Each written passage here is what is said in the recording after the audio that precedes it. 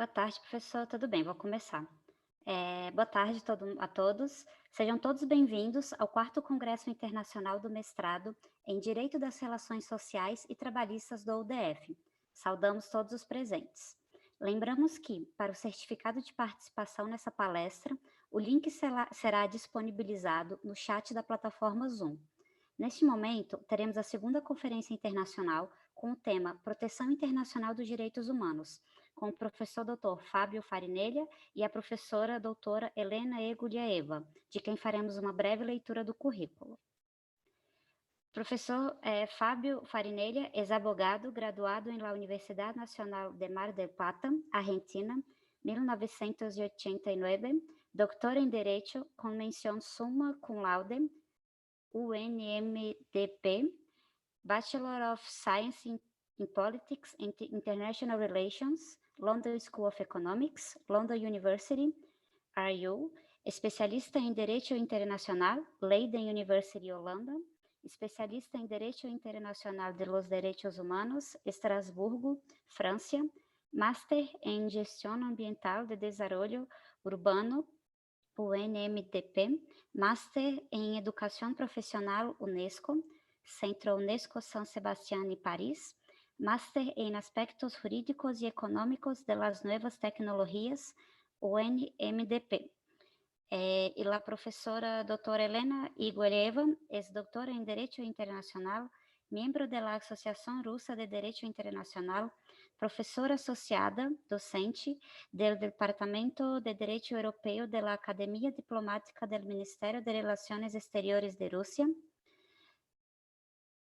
1190-21, Moscou, Ostozenka 53/2001, miembro de la Asociación de Justicia Constitucional Argentina, miembro de la Sociedad Europea de Derecho Internacional, ESIL, experta del Consejo Académico de Relaciones Internacionales del Instituto Internacional de Derechos Humanos para América, Buenos Aires, Argentina, experta para la Revisión Anual de Derecho Internacional, México, UNAM, editora de la Revista Rusa de Derecho Comparado, editora de la revista Opinião Jurídica, ISSN 18060420, Qualis A2, Scopus Brasil.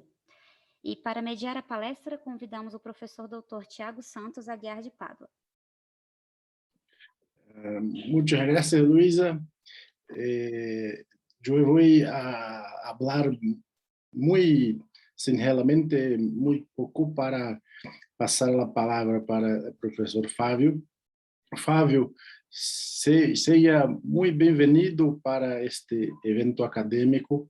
Para nosotros es una verdadera alegría tenernos usted conosco, especialmente en una data como esta, que es el cumpleaños, no de maestro Jefferson, que fue ayer, más de cumpleaños hoy es de la Constitución de Brasil, que especialmente en esta data tenemos su participación, que es para nosotros algo muy importante. Por tanto, con la palabra profesor maestro de todos nosotros, profesor Fábio Farinella. Muy bien, buenas tardes. ¿Se escucha bien? En primer lugar, un agradecimiento de corazón para los profesores Jefferson, Tiago, Paulo, y además todas las personas que están aquí presentes, por la invitación y por la posibilidad de compartir estos momentos con ustedes. Lo voy a pasar yo, si no es problema. Así es más sencillo, mientras voy hablando, voy combinando. ¿Les parece bien? Sí, sí. Ahí se está viendo.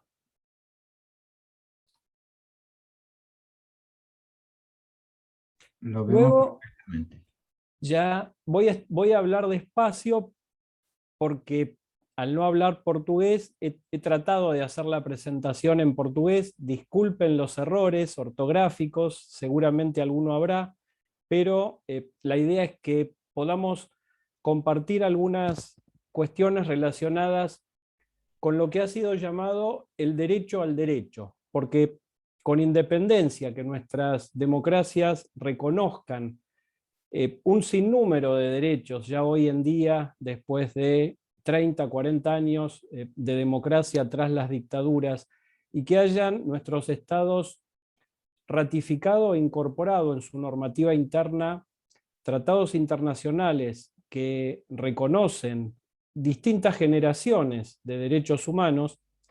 Con independencia de todo eso, lo realmente importante para una víctima, para alguien que ve violado, restringido, limitado un derecho, es no solo poner en conocimiento a una autoridad respecto de esa violación de la que es víctima, sino lograr una reparación efectiva a ese daño que ha sufrido. Por eso es que el derecho de acceso a la jurisdicción ha sido llamado precisamente por un jurista brasilero, el doctor Cansado Trindade, el derecho al derecho. En este sentido, la idea es relacionar, yo sé que aquí hay presentes alumnos de maestrías en lo que nosotros llamamos, y entiendo que ustedes también, derechos de segunda generación, los derechos laborales, los derechos sindicales.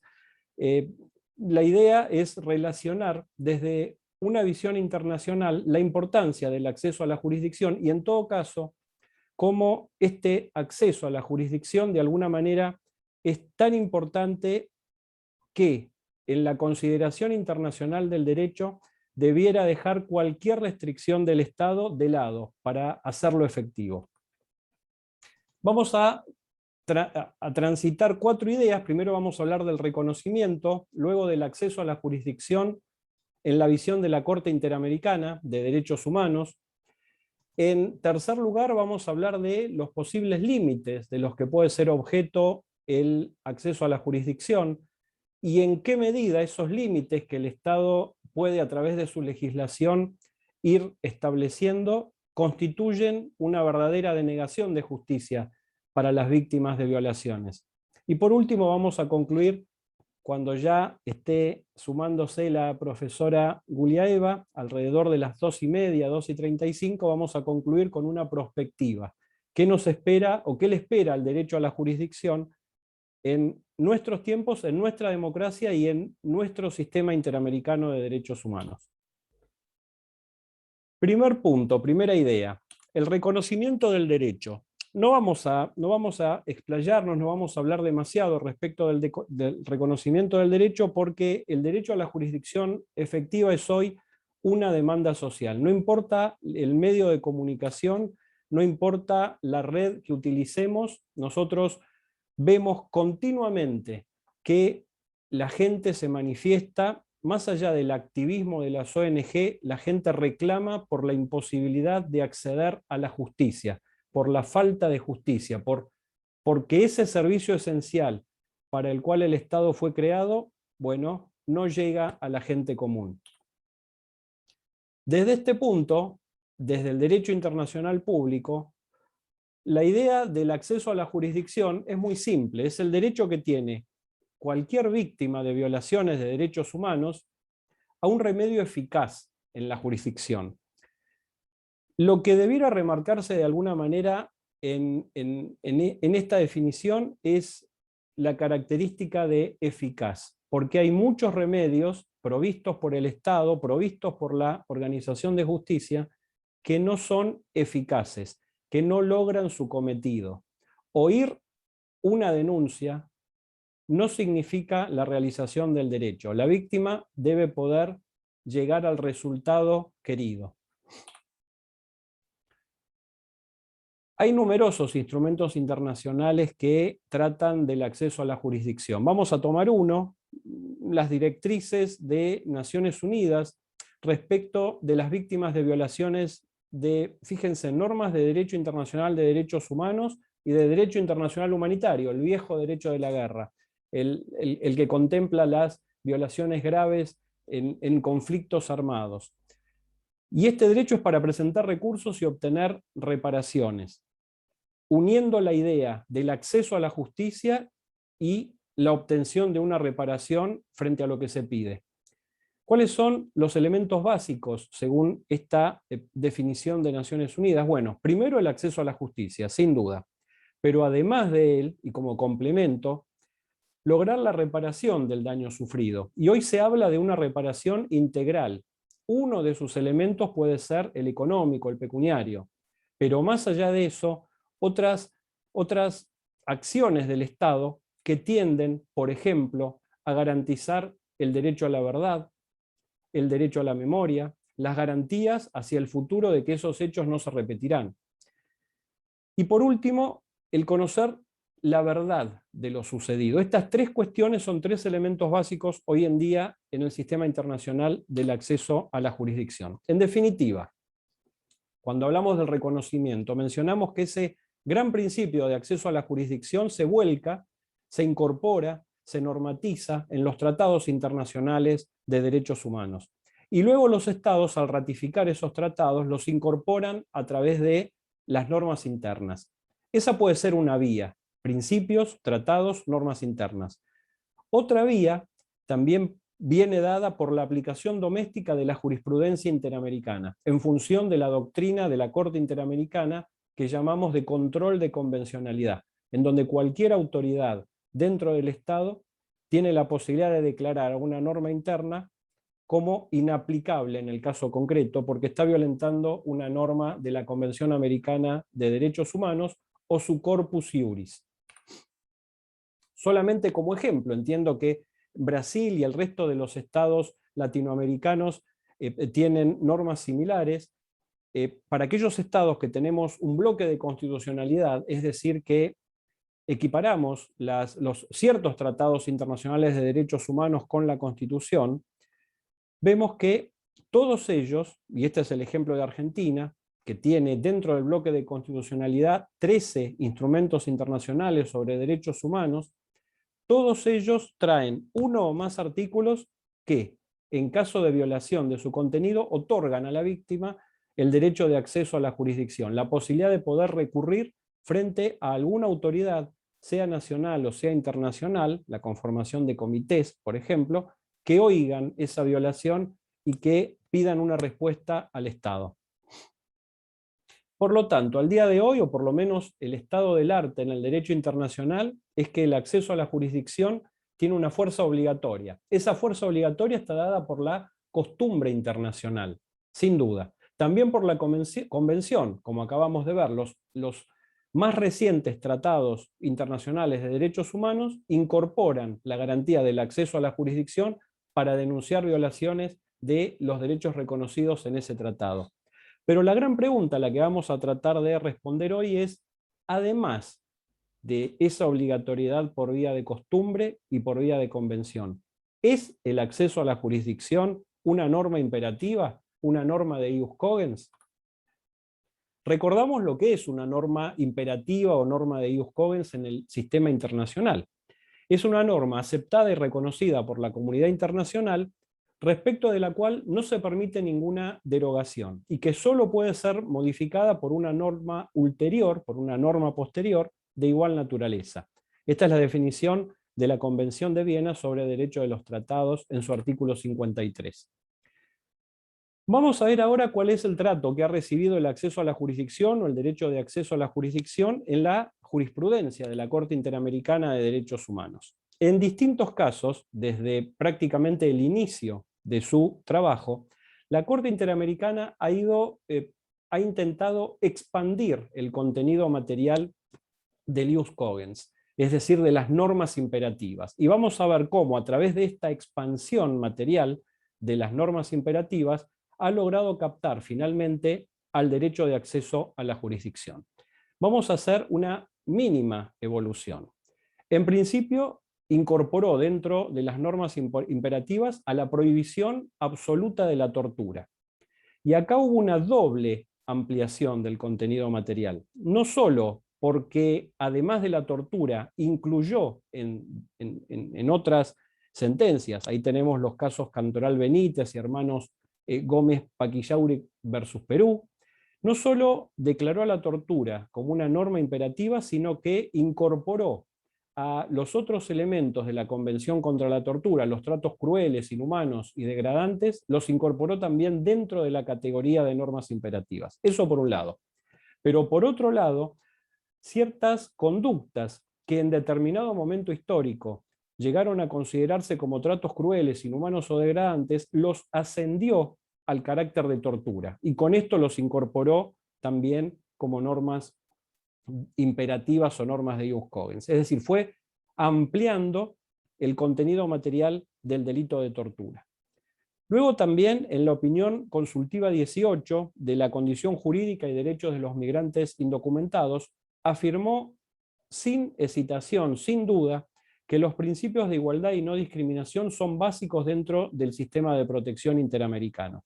Cualquier persona con absoluta indiferencia de su estatus legal con el cual reside, extranjeros o nacionales, o incluso los ilegales, tienen los mismos derechos concedidos por la Convención Americana de Derechos Humanos. Cualquier trato diferente estaría violando los principios de igualdad y no discriminación, por lo tanto, ambos se hallan dentro de ese grupo de normas imperativas respecto de las cuales los estados no pueden legislar en contrario, y si lo hacen, están generando responsabilidad en el sistema de derechos humanos de América. En tercer lugar, la Corte comenzó a criminalizar las violaciones graves de derechos humanos, y acá vamos con la siguiente placa, estableciendo una relación entre el derecho internacional de los derechos humanos y el derecho internacional penal, viendo de alguna manera los dos lados de la misma moneda. Los crímenes internacionales, ya sean crímenes de guerra, crímenes de lesa humanidad o genocidio, protegen bienes. Y esos bienes son parte del núcleo duro de derechos humanos: la vida, la libertad, la integridad física y psíquica. Esas violaciones que se realizan de manera sistemática y generalizada constituyen hoy en día prohibiciones absolutas en el sistema internacional. Por lo tanto, los bienes protegidos son también normas imperativas de derecho internacional.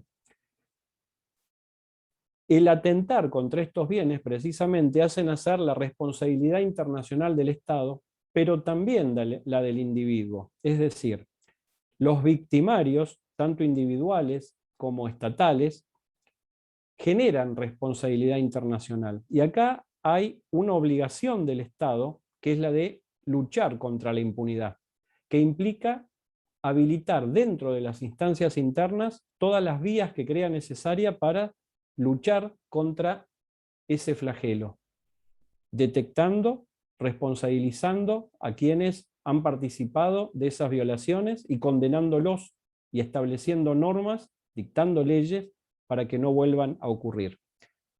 Estas cuestiones también son consideradas como normas o entran dentro de la categoría de normas imperativas de derecho internacional. La responsabilidad internacional del Estado, la responsabilidad internacional del individuo, la lucha contra la impunidad por parte del Estado y, por último, y más recientemente, la Corte ha incluido dentro de la categoría de normas imperativas al derecho a una reparación integral para toda víctima de violaciones de derechos humanos que haya alcanzado esa instancia internacional. Esta reparación integral, como dijimos, incluye diversos aspectos que a veces son simbólicos, es un pedido de disculpas por parte del Estado, o en alguna medida no se traducen en la dación, en la entrega de bienes materiales, como puede ser una indemnización. Es conocer la verdad, es ir hacia el pasado para conocer la verdad de lo que pasó con su familia o con sus familiares, que fueron las víctimas directas de esos crímenes. Pero también es hablar del presente y cómo se enseñan esas violaciones al presente. Lo que lleva al derecho a la memoria, la posibilidad de contar con sitios de recordación y con el conocimiento y la enseñanza de esas violaciones, precisamente para que no vuelvan a repetirse. Y también va hacia el futuro, en el sentido de establecer, ya sea normativamente o a través de otras acciones estatales, garantías para que tales violaciones no vuelvan a ocurrir, para que esos contextos que a veces existen de violación estructural de derechos humanos no puedan repetirse a futuro.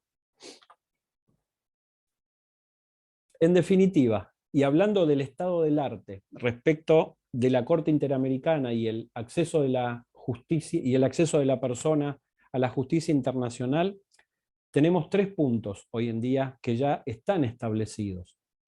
Primero, la existencia de la subjetividad internacional del individuo. Lo vemos ya desde las primeras organizaciones del siglo XIX y por supuesto durante todo el siglo XX en la OIT, en el derecho del trabajo, en la representación que tienen los organismos sindicales a nivel internacional, donde negocian a la par con los estados determinadas condiciones, y la idea de estandarizar en la globalización económica, estandarizar la protección para impedir el llamado dumping laboral que realizan algunos estados. Lo vemos también en las reclamaciones y en las peticiones relativas a derechos humanos en sistemas regionales, como el de la Unión Europea, que va a tratar en unos minutos la profesora Guliaeva, o el sistema africano o el sistema interamericano que conocemos. También lo vemos en el sistema internacional penal, donde la persona puede ser responsabilizada por la participación en delitos internacionales. En segundo lugar, la idea de que el derecho internacional no solo repara en el victimario para responsabilizarlo por las violaciones de derechos. Desde la década del 90 ha comenzado a reparar en las víctimas de violaciones de derechos, al menos en las víctimas de violaciones graves. Hoy existe un sistema procesal internacional, el establecido por el Estatuto de Roma y la Corte Penal Internacional, que de alguna manera brinda un ius standi, un derecho de legitimación activa a las víctimas de crímenes internacionales, dándoles derechos dentro del proceso. Y en tercer lugar, el derecho de cualquier víctima a una reparación integral, que se la tome también y que se la considere en la medida de sus deseos y de sus necesidades. Hay algunos casos en donde la Corte ha hablado respecto de los poderes judiciales y de la actividad de los jueces. Acá tenemos algunos. Este extracto es del caso Gutiérrez contra Argentina, pero ven que ha repetido su jurisprudencia en varios otros casos que están enumerados debajo. La idea de unir los artículos 8.1 y el artículo 25, el acceso a la jurisdicción y las garantías del debido proceso. Los estados partes están obligados a proveer recursos judiciales, y nuevamente la palabra, eficaces, es decir, que logren su cometido, que realicen la idea de justicia, respetando siempre el debido proceso legal. En una cantidad muy relevante de sentencias, la Corte une los artículos 8.1, el respeto del debido proceso, con la necesidad de que el Estado provea recursos judiciales.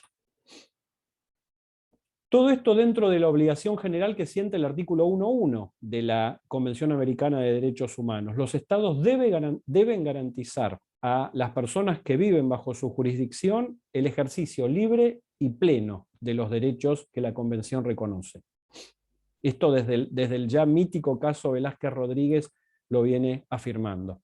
El derecho a la protección judicial efectiva hace que, o exige que los jueces eviten atrasos indebidos y obstrucciones que finalmente desemboquen en la impunidad. La idea de la justicia material antes que el formalismo estéril. Los jueces deben dirigir el proceso de forma tal que no sacrifiquen la justicia en favor del formalismo, porque cuando lo hacen, el resultado es la impunidad, sin duda. El caso Mirna Makchang, donde se inicia, en este caso en 2003, la idea del control de convencionalidad, que hoy en día la Corte lo está afirmando muy fuertemente. Más de 20 sentencias en los últimos años, donde en todas ellas afirma la idea del control de convencionalidad. La interpretación de la Convención Interamericana, Americana de Derechos Humanos, le corresponde a la Corte. Y los estados deben aplicar esa interpretación que hace la Corte Interamericana.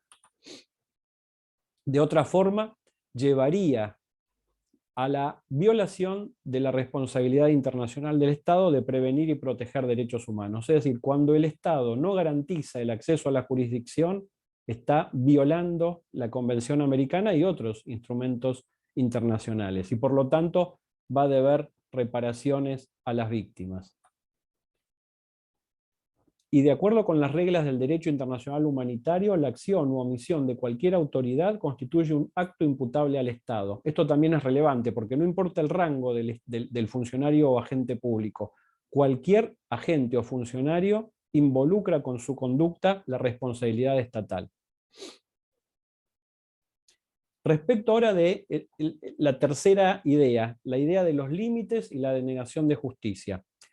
Acá vamos a hacer un paralelo entre la jurisprudencia de la Corte Interamericana y la jurisprudencia del Tribunal Europeo, la Corte Europea de Derechos Humanos. En ambos sistemas, el europeo y el interamericano, se acepta la existencia de límites al derecho de acceso a la jurisdicción. La Corte Europea ha generado un test, ha creado un test que se resume en 3 puntos. Perseguir un fin legítimo, la medida restrictiva de ese acceso a la jurisdicción debe perseguir un fin legítimo, debe ser proporcional al fin que se busca y no debe lesionar la esencia del derecho. Pero, si reparamos en la jurisprudencia de la Corte Interamericana, no reparó tanto en marcarle límites al Estado o a cada Estado al momento de restringir derechos, sino que se esforzó en sus sentencias, y en esto se diferenció de la Corte Europea, en marcar el carácter fundamental del acceso a la jurisdicción. El acceso a la justicia constituye, lo que decíamos al inicio, un derecho al derecho, que ya pertenece a la categoría o al grupo de normas ius cogens o normas imperativas. Y veamos 3 casos en donde ocurre lo que estamos diciendo, es decir, la visión de la Corte Europea orientada hacia la caracterización de las restricciones, los requisitos necesarios para que los estados restrinjan derechos. El acceso a la jurisdicción visto desde el punto de vista del Estado y su poder de limitar derechos. Y luego vamos a ver la jurisprudencia de la Corte Interamericana desde el punto de vista de la víctima, si se quiere. Porque acá lo que vemos es de qué manera la víctima puede ejercer su derecho a la jurisdicción. La jurisprudencia de la Corte Europea la resumimos en 3 casos. En todos ellos, Al-Azzani, Fogarty y Kalogeropoulos, en todos ellos el Estado limitó derechos.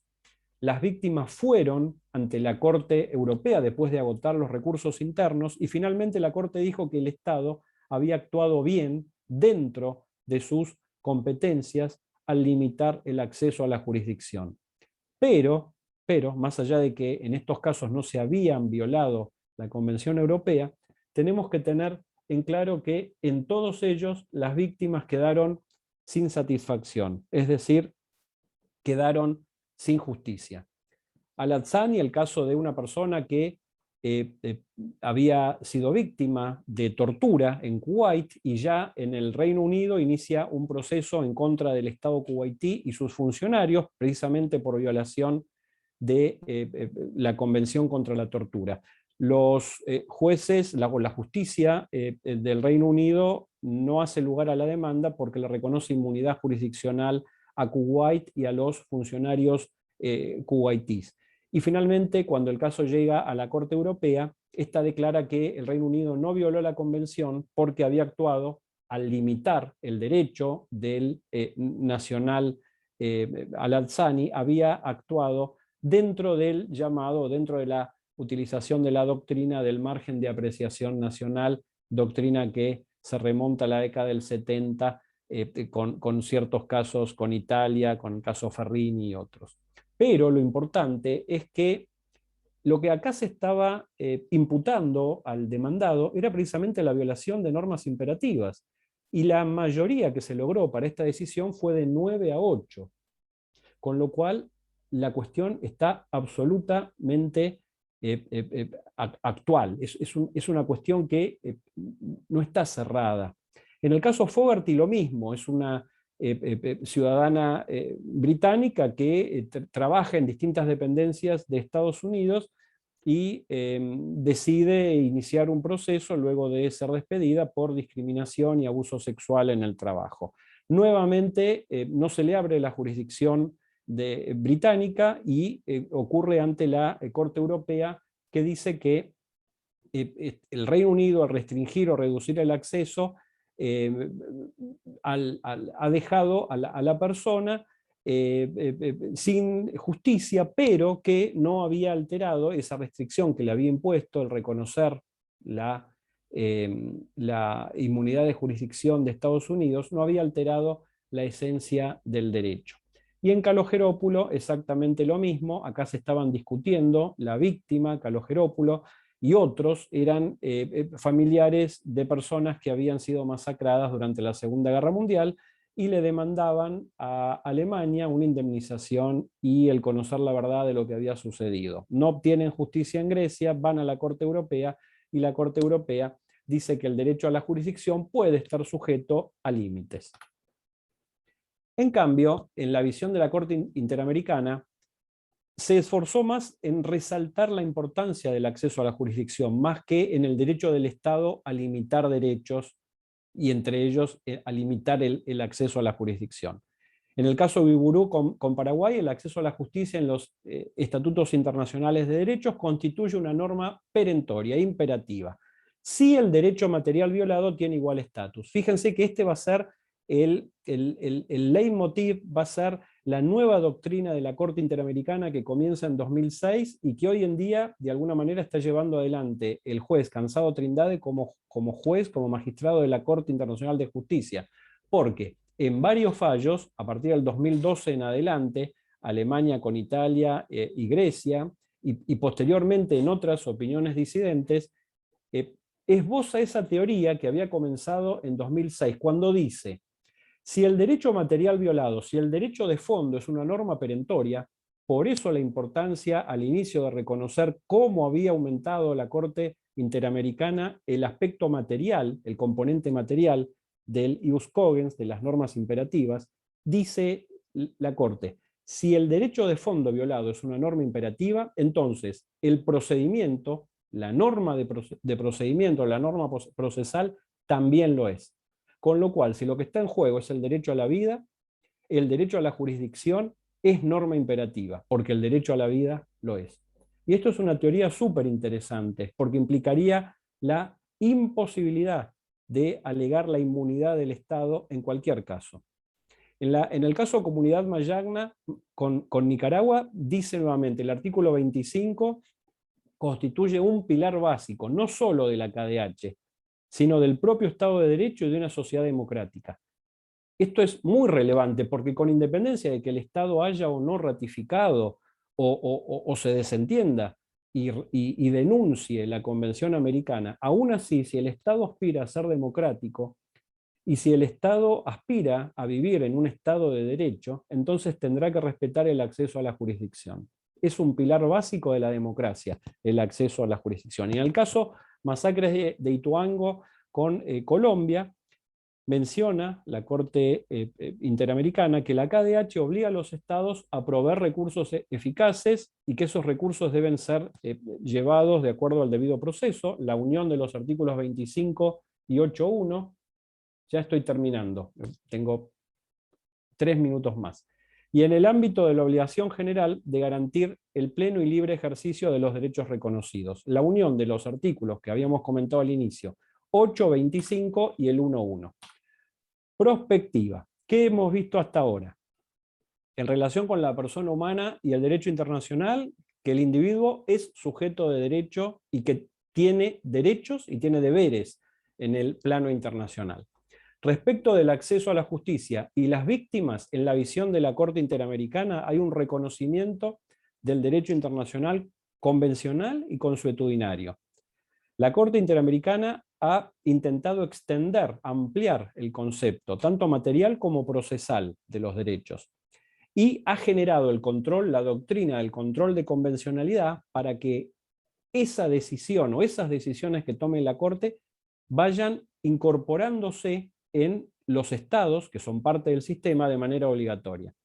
Respecto del acceso a la jurisdicción y los estados, vis a vis los estados, la jurisprudencia de la Corte Europea de Derechos Humanos remarca que existen límites del acceso a la jurisdicción, la inmunidad del Estado y de sus funcionarios y agentes son claramente un límite al acceso a la jurisdicción. Si se reconoce inmunidad, no hay acceso a la jurisdicción para la víctima, y esto puede llevar en determinados casos a una negación de justicia, lisa y llana. ¿Qué nos espera en el futuro? Bueno, quién lo sabe. Lo que podríamos decir es que, respecto de la persona humana y el derecho internacional, tal vez pueda consolidarse su subjetividad internacional.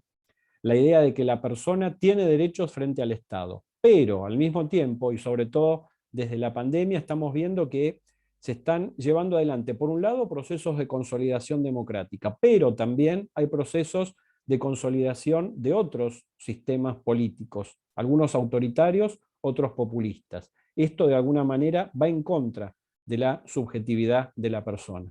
Respecto de las víctimas, ¿tendrán derechos efectivos las víctimas? ¿Podrán presentarse, ser parte en procesos internacionales para hacer valer sus derechos frente al Estado?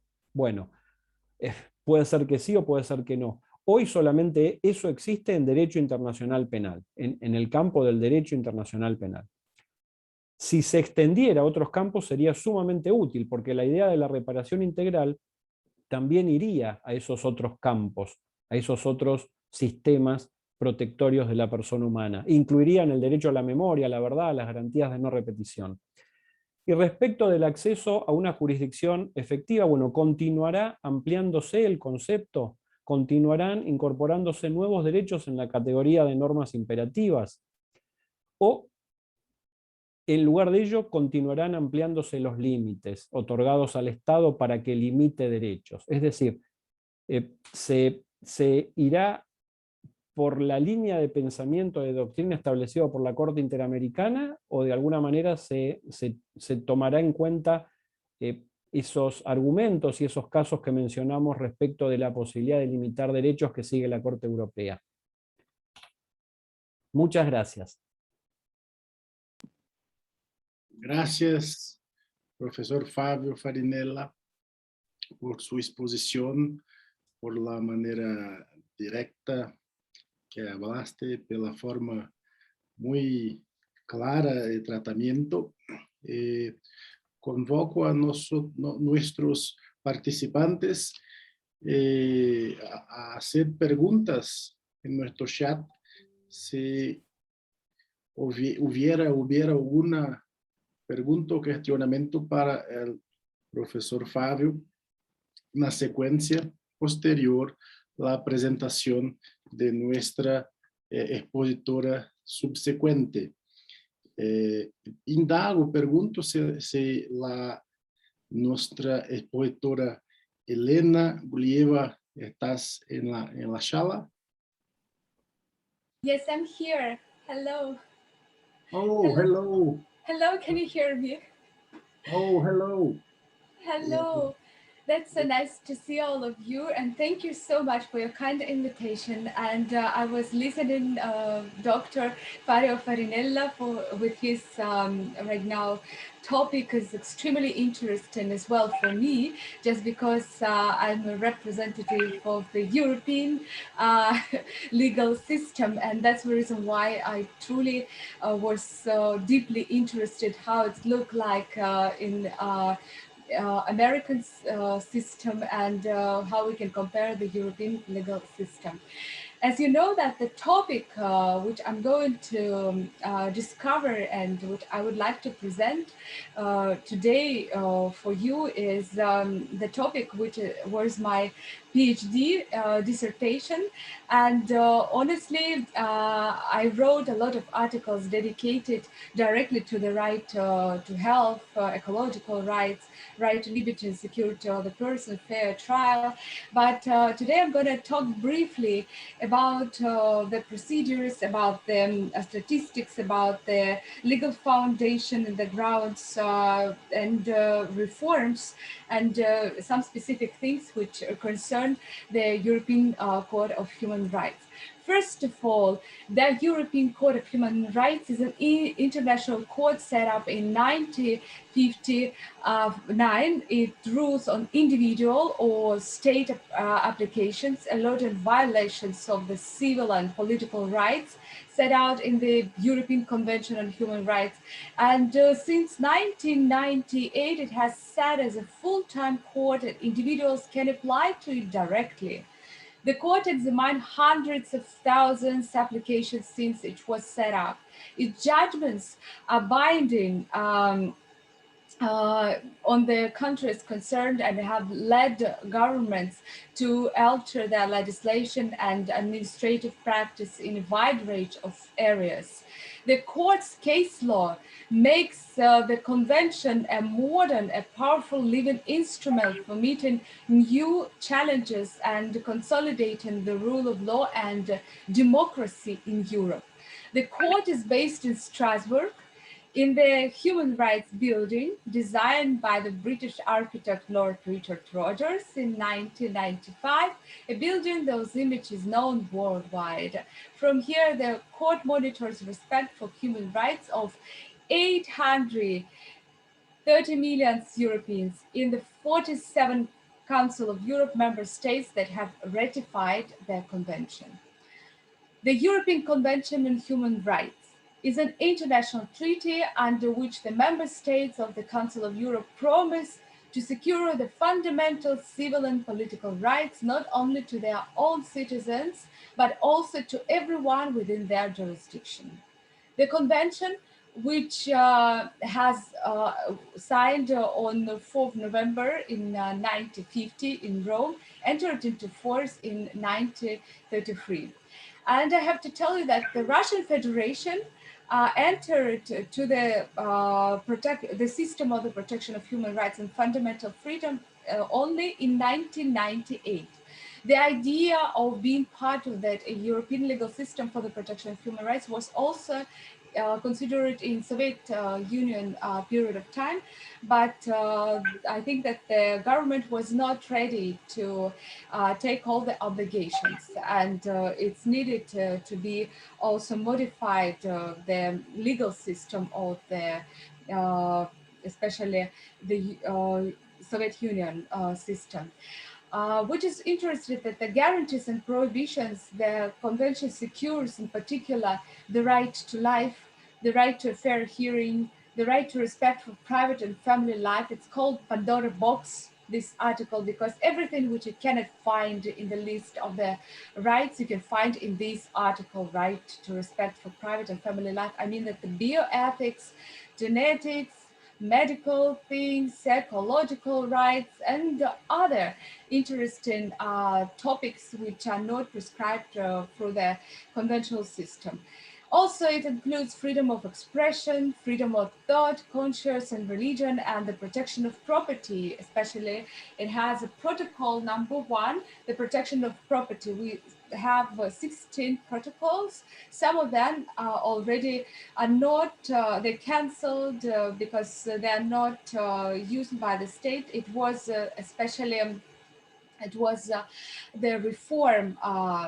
The convention also prohibits, in particular, torture, because I've heard that Dr. Farinella was talking about the torture, and it also absolute right. It prohibited in European legal system the torture and inhuman or degrading treatment of punishment, also the slavery and forced labor, death penalty, arbitrary and unlawful detention, and discrimination in the enjoyment of the rights and freedoms set out in the convention.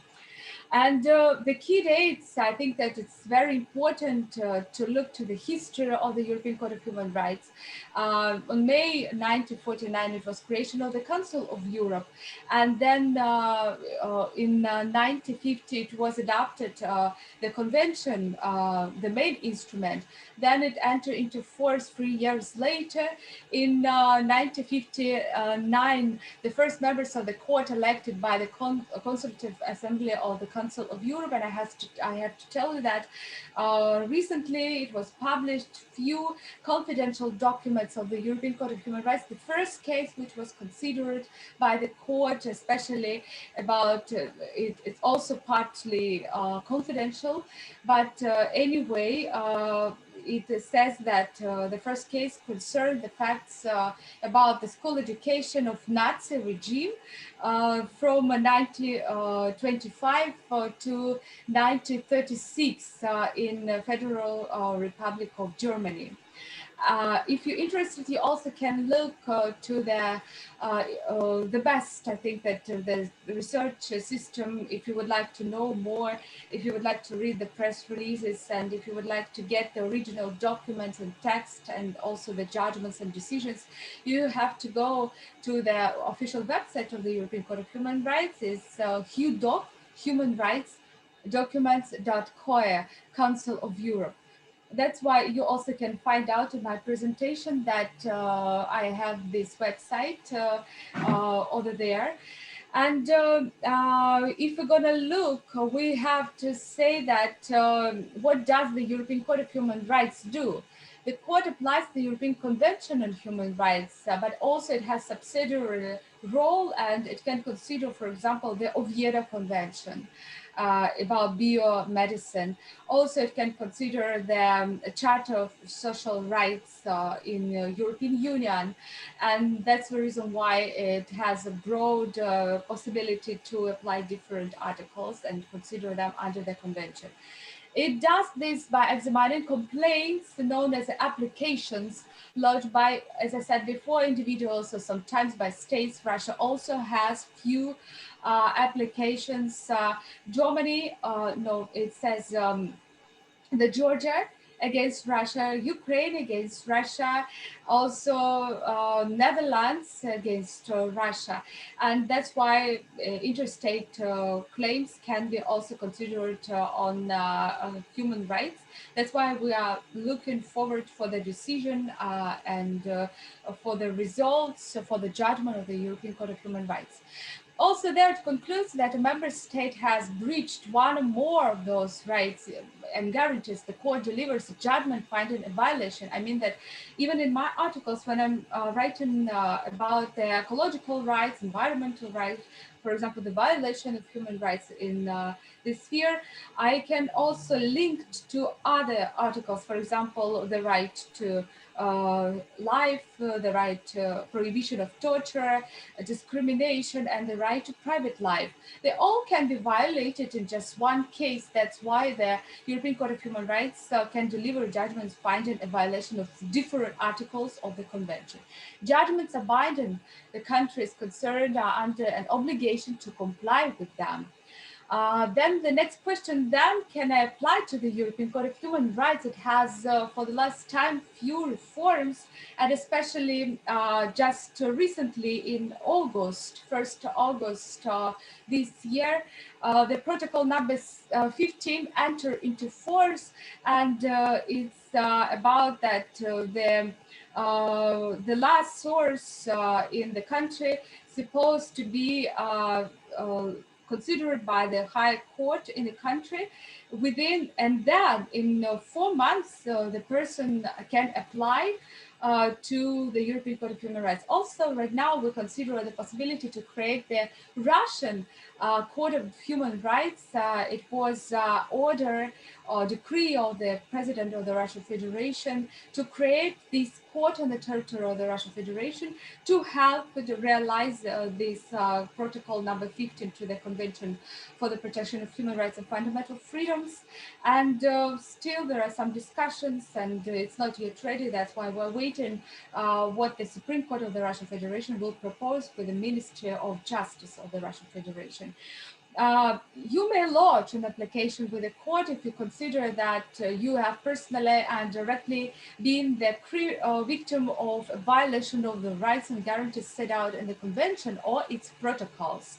The alleged violation must have been committed by one of the states bound by the Convention. I mean that you don't need to be exactly the citizen of those 47 countries, but if your rights were violated on the territory of those countries, it means that the European Court of Human Rights can consider this case.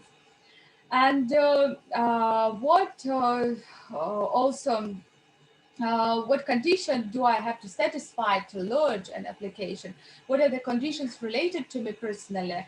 I have to tell you that we don't need to be a national of one of the states bound by the convention. The violation you're complaining of must simply have been committed by one of those states against a person within its jurisdiction, which usually means on its territory. You can be a private individual or legal entity, such as a company or association. And I have to present you the new case law, which started to consider it by the European Court of Human Rights. It was accepted as an admissible case. Five young companies, Portuguese companies, decided to apply to the European Court of Human Rights that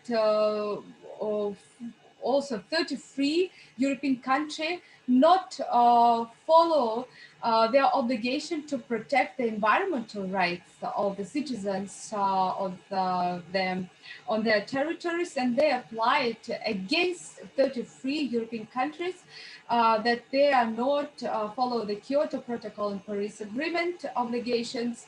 And right now, the European Court of Human Rights consider this case, and you must have also directly and personally been a victim of the violation you are alleging.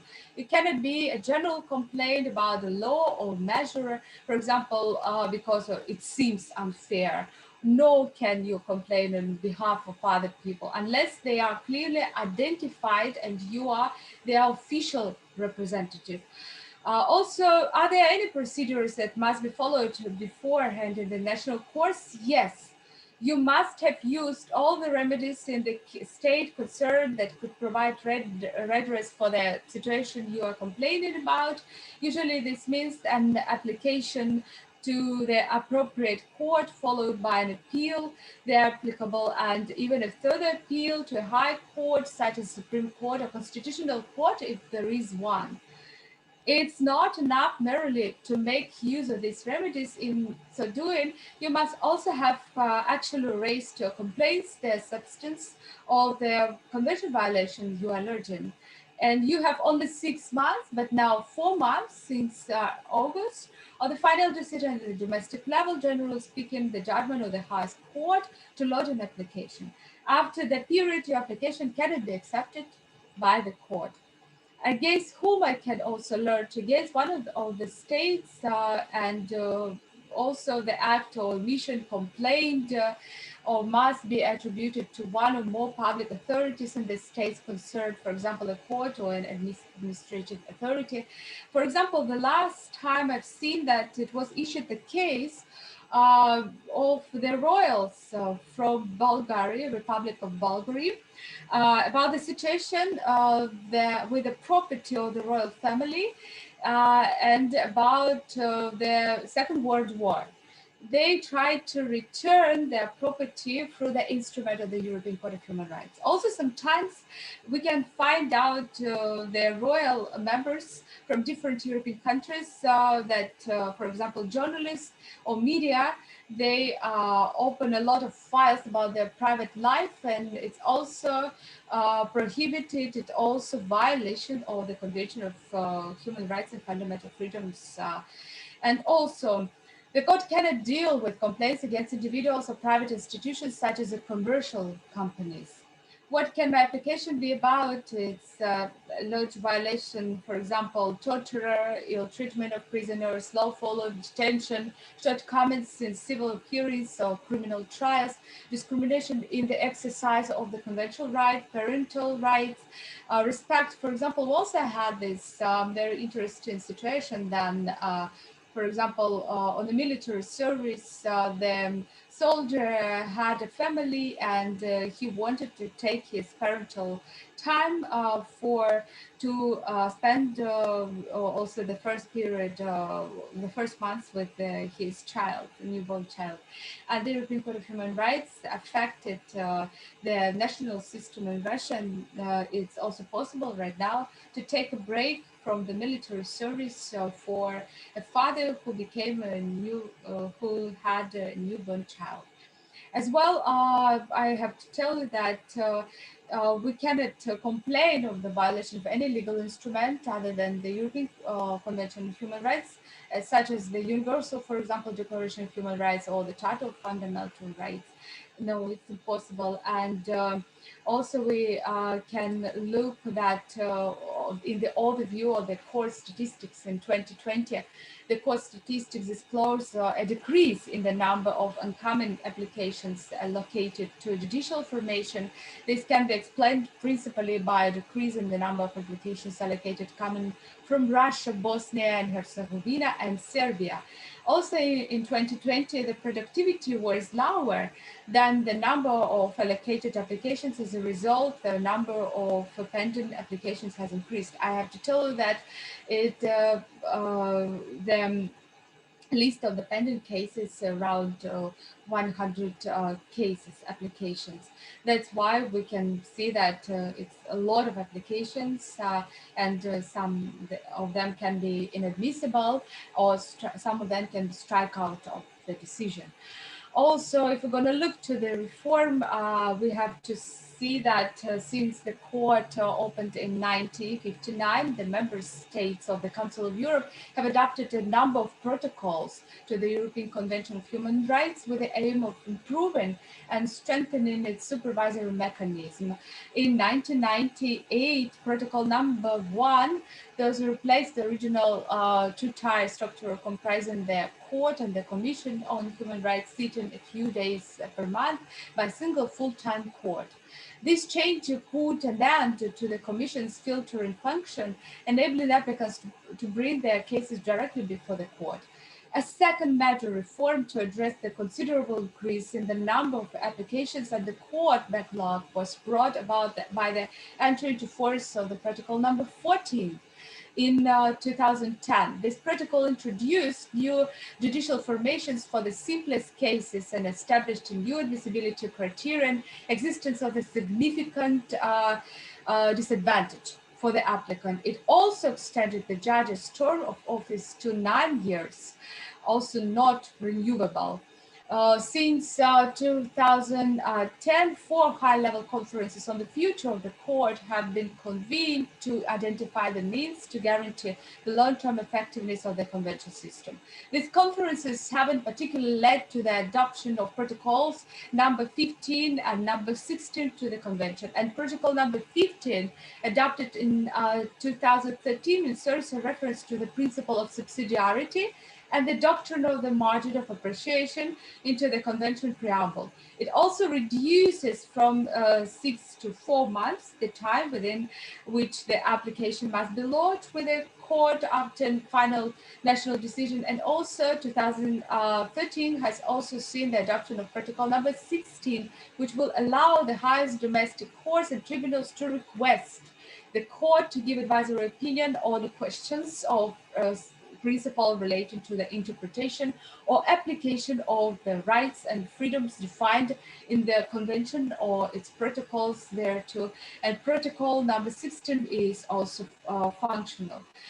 I have to tell you that there are some pilot cases, and the first pilot case, the first judgment was against Poland. The Grand Chamber of 70 judges consider it because there are different procedures can be in the structure or to consider the case. It can be just one judge consider the case, 3 judges considering the more complicated case, 7 judges and 17 judges.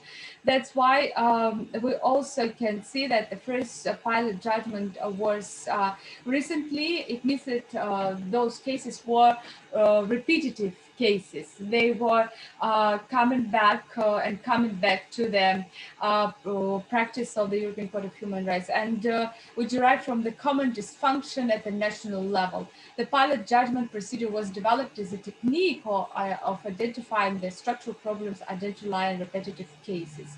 That's why I have to tell you that for the last time I published an article about the ecological cases, the right to, especially the right to healthy, balanced, safe, environment. And I have to tell you that the European policy also provides the world's highest environmental standards developed over decades, and nevertheless it faces several serious challenges, not least those of climate change, unsustainable consumption and production, as well as various forms of pollution. And also academicians and practitioners highlighted the urgent need for the progressive development of international environmental law. In the book Unfinished New Foundation in the United Nations, it says that the states supposed to provide for a specific human right to a safe and healthy environment, recognize responsibility for environmental protection, strengthen the practical aspects of peace and the protection of rights in a legal and development approach, define a reasonable and well-defined environmental role for the United Nations Security Council, size opportunities for environmental peace building, and also to rethink and strengthen what might be called the United Nations system worldwide approach to the environment. I have to tell you that in a case law of the European Court of Human Rights, there are some cases, it's very popular, complaints of violation of the right to health and favorable environment. The European Court of Human Rights identifies categories of cases in which the poor environment adversely affects the health of citizens. As the court noted in its jurisprudence, there is a close relationship between environmental protection and the human right to health.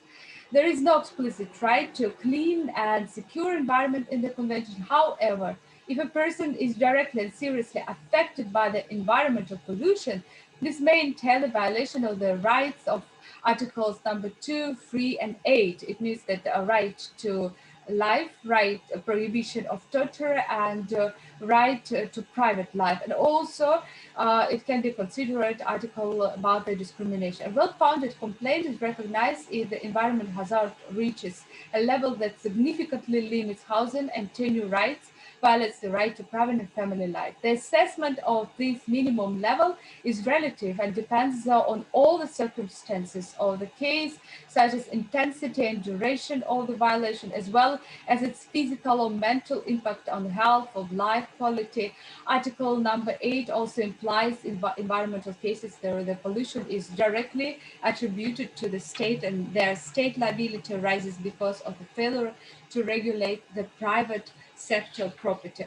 There are some positive and negative obligation of the state to provide the rights, and there are some admissibility criteria related to the ecological cases. And I have to tell you that there are criteria, for example, the citizens of the Russian Federation can apply to the European Court of Human Rights. Must be taken the important provision of the criteria to be met, and we can find to the articles number 33, 34 of the rules of the court, and we can find out also that the first criteria, it defines the range of persons entitled to lodge an individual complaint with the European Court of Human Rights. It's called ratio personae, actio popularis. Also, we can find out that, for example, the European Court of Human Rights changed the policy. We should acknowledge that it had changed the system of prioritization of cases right now. In order for a complaint to be listed as have an impact, it must meet one of the three criteria. The case resolution may modify, clarify international domestic law practice. The case may involve moral or social issues. The case raises a new or significant human rights issue. In view of the new reform of the court, the first criterion could give right to priority consideration of the case before the European Court of Human Rights about the environmental damage. That's why I have to tell you that different types of the violations of human environmental. It means that, for example, you can find a traffic noise, other noises, for example, night bars, pollution from industrial activities, industrial accidents, contamination by hazardous wastes, the release of unpleasant smells, nuclear tests have been repeatedly considered by the court in relation to the issue of causal link between the environmental case and a new trend in the category cases harmful effect of greenhouse gas emission on human health. And I know that next year, it's on the European level, it's supposed to be adopted the International Compact on Environmental Protection of Human Rights.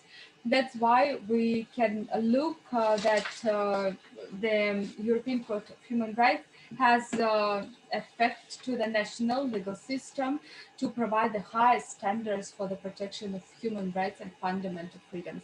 I think that I can right now finish my speech. Thank you so much for your thank you for listening. And if you have any question, please let me know. And I would say, Tiago, thank you so much for the invitation. Thank you so much for the opportunity to be together with you and talking about the European legal system for the protection of human rights. And please also let me know if you need some links or some other explanations. I would be very happy. And thank you so much, dear colleagues, for this amazing night of human rights. Thank you so much. It's very, very important for me to know you and to have this possibility to present my paper. Thank you. Thank you very much, Professor, for your exposition. I'm sure our students found it as interesting and instructive as I find. And sure, it was a great exposition about the human rights systems. And our students are delighted with this opportunity to listen different point of views, especially the view that exposed by the Professor Helena. Our students are really delighted, and they are making some questions, and I will send you, Professor Helena, after this special day, and we're going to make another conference to talk about these topics. And we really want to thank you very much, and thank you, Professor Farinella, too, for the exposition, because this topic in particular, the human rights system and the protection of human rights, are themes that we are very interested in here in our institution. I will finish this panel, and I will give the word to our coordinator, Professor Paulo Campanha, to the continuation of the activities. Professor Paulo? Okay, thank you, Professor Tiago. Thank you, Dr. Helena. Congratulations your PhD result. Thank you, Professor Fabio. Also, we are together again, and thank all our audience here. And I hope we are together in next opportunity. And thank you very much in the name of our institution. Luisa, please. Thank you, everybody. Ok, so, não, em português. Agradecemos a presença de todos e convidamos que participem das demais atividades do 4º Congresso. Obrigada. Okay, thank you, Dr. Helena. Professor Fabio, please. Thank you. Thank you so much. Thank you, Fabio. Bye. Tatiana, com a palavra.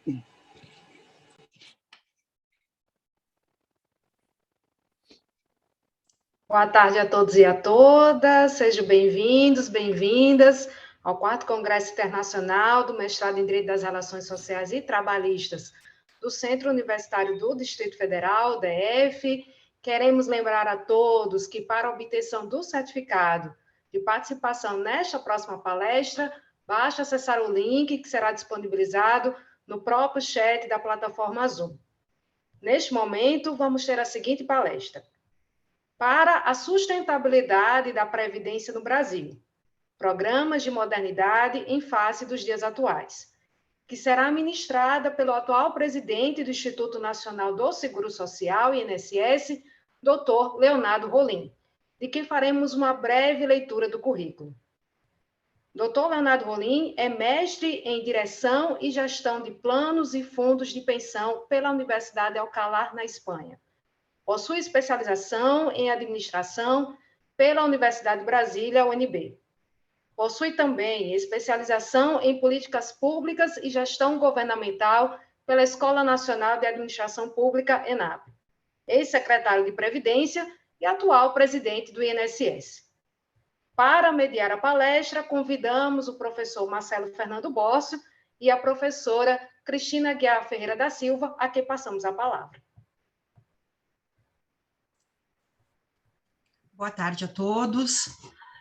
É uma honra participar dessa mesa com o professor Leonardo Rolim, né? Eu tive a oportunidade de conviver durante um ano com o presidente do INSS, enquanto ainda secretário da Previdência Social, quando eu fui membro do Conselho Nacional de Previdência Social como suplente, mas pude aí me beneficiar do vasto conhecimento sobre Previdência, que é justamente o que vai ocorrer na palestra de hoje.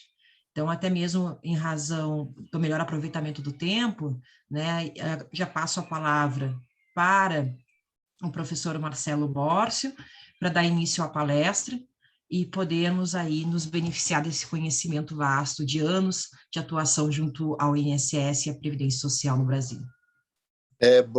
Obrigado, professora Cristina Guiar. Só me responde uma coisa, por gentileza. O presidente Leonardo Rolim já entrou, porque eu não consigo vê-lo. Sim, ele está já dentro da sala, é só falta liberar o microfone, mas ele já está conosco. Ok, Léo, presidente Leonardo Rolim, boa tarde, seja bem-vindo. Estou aqui na minha sala ao lado da sua, mas eu não consigo vê-lo porque estou pelo celular. Seja bem-vindo ao 4º Congresso Internacional de Direito Trabalhista e Direito da Seguridade Social.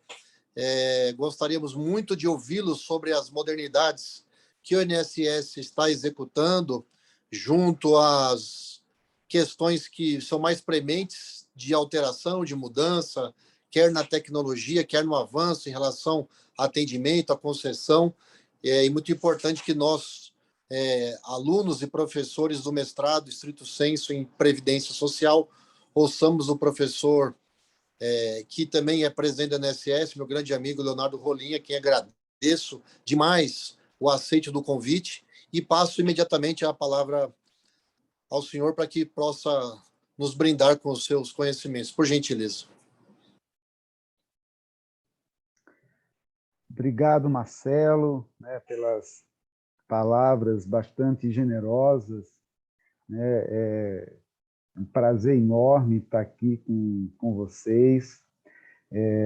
Gostaria também de aproveitar a oportunidade, para agradecer também a professora Cristina pelas palavras e em nome dos dois, saudar a todos que estão participando desse congresso. Bom, o tema que me foi reservado, o convite, é um tema aí bastante desafiador e do qual eu tenho muito prazer em falar, porque trabalho com previdência já há bastante tempo e tenho feito vários estudos, acompanhei aí as principais reformas que o Brasil fez nos últimos anos, e primeiro no lado aí do Congresso Nacional, na condição de consultor da Câmara dos Deputados. Também trabalhei um tempo na Secretaria de Políticas de Previdência Social e depois tive o prazer de fazer parte da equipe que elaborou e discutiu com o Congresso a última reforma previdenciária do Brasil, a emenda 103, e após concluir esse trabalho, fui convidado para o desafio de dirigir o INSS, de fazer a parte de implementação propriamente da reforma. Então, para mim é uma honra ter tido a participação né, na política previdenciária nas suas diversas dimensões, né? Ver a previdência sobre diversas visões diferentes. Então, o Brasil e o mundo inteiro, né, já há algumas décadas, vem passando por um grande desafio em relação à sustentabilidade previdenciária.